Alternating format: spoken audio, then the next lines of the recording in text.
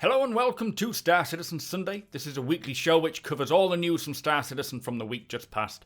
I am your host Mac, so let's get on with it. So this week 3.7 goes to Wave 1 testing and we get to see how ship weapons are concepted. So before we begin, I'd like to say a big warm welcome to Grast5150 for becoming my latest patron. Thank you so much for the support, it is very much appreciated. If you enjoy my videos and would like to help support my channel from as little as $1 a month, and even get your referral codes placed in my videos, do follow the link to my Patreon page below. So a quick update for 3.7, it is currently on patch 3.7.0J, which does not include the RSI Mantis, but it does include pretty much every other feature set for 3.7. There is no sign of when a Wave 2 patch will go live, or when the Mantis is going to get placed into the game. We have had it in game and seen it being flown by the devs. They kind of teased us with it, but I wouldn't expect they're too far off because it seems pretty stable. Unfortunately, I've not had really time to play over the weekend, so I'm not sure how stable it is, but from what I can see, there's a few issues, nothing serious, so I can't imagine it's going to be in the PTU much longer. So this week's Star Citizen Live was concepting new ship weapons, sort of taking us through the process of how a ship weapon gets concepted. In the show, the concept artist makes weapons based on bones, relics, African masks, coarse rocks, military weapons, toxins and energies, and even clocks, all within the hour. Now, he did say that concepting is not the prettiest part of development, as it is just an exploration side of where to go. It often only makes sense to the concept artist, and it's more of just a conversation starter, and you can really see why with some of the designs that they come up with. Now, there was only a few questions. The first one is, do you prefer having a background story or having nothing to go on, allowing you to just go for it yourself?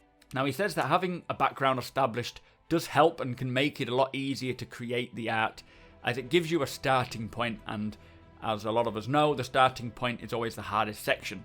Do you find the metrics for the game help or limit you to concept?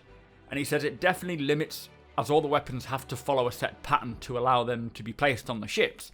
So much is already set, but it doesn't greatly restrict it, and it does kind of give you more just guidelines of what to follow. And then the final question is new lore created alongside concepting? Now, they say that the concept art could come from previous lore, or it could be changed throughout the concepting process. At CIG, they're not afraid to switch it up if something comes along that's better, which is kind of cool, because if you've seen this episode, you'll hear him coming up with some really cool ideas, like how the bone will create the armor, or how if it's got a clock on it, it can only be fired at a certain time, or it slows you down, or, you know, some. Not that it's ever going to make it into the game, but the ideas they come up with as they're creating it are quite inspirational and could even be made into the game, which is cool to see. Now, I'll just show it playing in the background so that you can see some of the designs that they came up with. As I say, it's just a concept for it, giving a starting point for people to have more of a conversation about and figure out if they want to take that direction or have a weapon that looks similar to what they've created. It was really fascinating to see the various concepts he came up with, just from using a selection of visual cues, and some really interesting ideas came from this session as well. So I wonder if we will see anything along the lines of what he created. Anyway, that was kind of it for Star Citizen Live. A very cool episode, but not a lot of information to be shared. Let's move on. So also this week, there was a new portfolio post highlighting the one and only RSI, or Robert Space Industries. The Mantis gets its Q&A, which I have covered in a separate video, and I have linked that below. The Persistent Universe monthly report is available to read, and also the Squadron 42 monthly report is available for those who subscribe to the Squadron 42 email updates. I will try and get a video out for the Squadron 42 update. And finally, a new post titled Traveller's Guide to the Galaxy is available to read, which explains the story behind the new Star Marine map, The Good Doctor.